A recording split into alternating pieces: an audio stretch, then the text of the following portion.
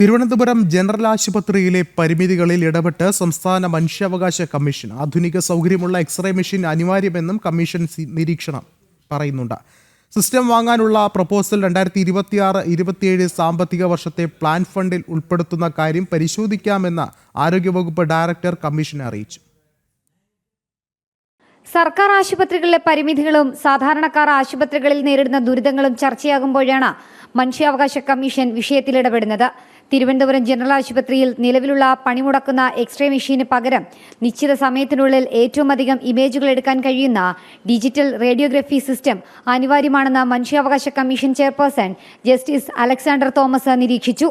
System വാങ്ങാനുള്ള proposal 2026-27 സാമ്പത്തിക വർഷത്തെ പ്ലാൻ ഫണ്ടിൽ ഉൾപ്പെടുത്തുന്ന കാര്യം പരിശോധിക്കാമെന്ന് ആരോഗ്യവകുപ്പ് ഡയറക്ടർ കമ്മീഷനെ അറിയിച്ച സാഹചര്യത്തിൽ അപേക്ഷ ലഭിച്ചാൽ ആരോഗ്യവകുപ്പ് അഡീഷണൽ ചീഫ് സെക്രട്ടറി 2 മാസത്തിനകം ഉചിതമായ തീരുമാനമെടുക്കണമെന്ന് കമ്മീഷൻ ആവശ്യപ്പെട്ടു.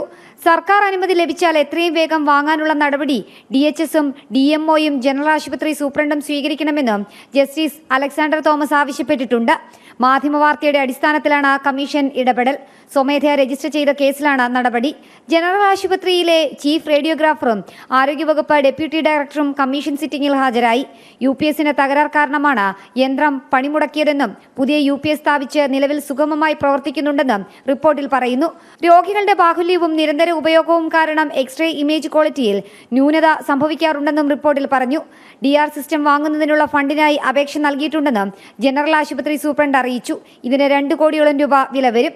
ജീവനക്കാർക്ക് എക്സ്റേ എടുക്കാൻ മുൻഗണന നൽകാറില്ലെന്നും റിപ്പോർട്ടിൽ പറയുന്നു. 2025-26 സാമ്പത്തിക വർഷത്തിൽ സിസ്റ്റം വാങ്ങാൻ ഫണ്ടില്ലാത്തതിനാൽ 26-27 പ്ലാനിൽ പരിഗണിക്കാമെന്നും ആരോഗ്യവകുപ്പ് ഡയറക്ടർ കമ്മീഷനെ അറിയിച്ചു. ജനം, തിരുവനന്തപുരം.